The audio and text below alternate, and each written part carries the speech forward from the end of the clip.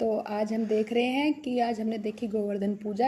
हरियाणा के अलग अलग शहरों में, अलग अलग गाँवों में अलग अलग तरह से गोवर्धन पूजा बनाई जाती है। जहाँ कहीं पर कृष्णा जी गिरिराज जी पूरा बनाए जाते हैं, फूलों से सजाए जाते हैं। तो उनकी पूजा हम किस प्रकार करते हैं, ये सब हम चीज़ें देख रहे हैं। और आपको पता होगा कि स्टोरी सुनी होगी आपने, जब ब्रिजवासी गोवर्धन पूजा करते थे पहले, बट उससे पहले वो इंद्रदेव की पूजा करते थे। तो उस समय कृष्ण जी ने कहा कि आप इंद्रदेव की पूजा क्यों करते हैं। तो ब्रजवासी ने कहा कि ये हमें वर्षा करते हैं और जिससे हमें धन धान्य और हमारी फसल अच्छी होती है। तो कृष्ण जी ने कहा कि इसकी बजाय आपको गोवर्धन जी की पूजा करनी चाहिए, क्योंकि वहीं से ही हमें पशुओं के लिए चारा मिलता है और बारिश होती है, पेड़ पौधे उगते हैं। तो हमें मतलब गोवर्धन जी की पूजा करनी चाहिए। तो सारे लोग कृष्ण जी की बात मान गए। तो उन्होंने गोवर्धन की पूजा की। तभी वहाँ से नारायण जी गुजर रहे थे, नारद जी गुजर रहे थे।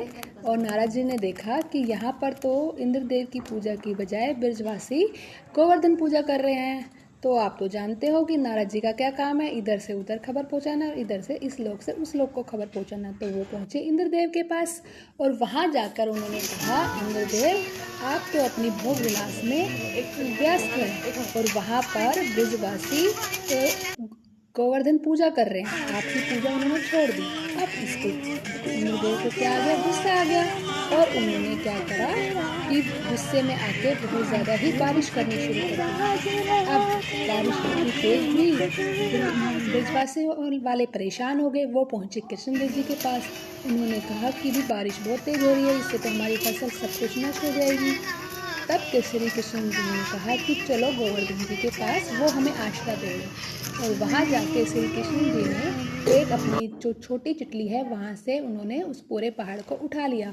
और 6 दिन लगातार बारिश होती रही, लेकिन सारे ब्रजवासी सुरक्षित थे, किसी को कोई भी आँच नहीं आई, किसी को कुछ नहीं हुआ। और 7वें दिन कृष्ण जी इंद्रदेव जी आके को समझ आया कि भगवान की ये तो माया है, और उस दिन उसका घमंड चूर चूर हो गया। और फिर वो आके कृष्ण जी के पैरों में गिर गए और कहा कि भगवान ये आपकी ही रास लीला है, मैं तो अपने भ्रम में जी रहा था। तो उस दिन के बाद गोवर्धन पूजा की जाती है। तो ये थी। और आप देख सकते हो कि हरियाणा के अलग अलग शहरों में अलग अलग तरह की कैसे हम पूजा करते हैं।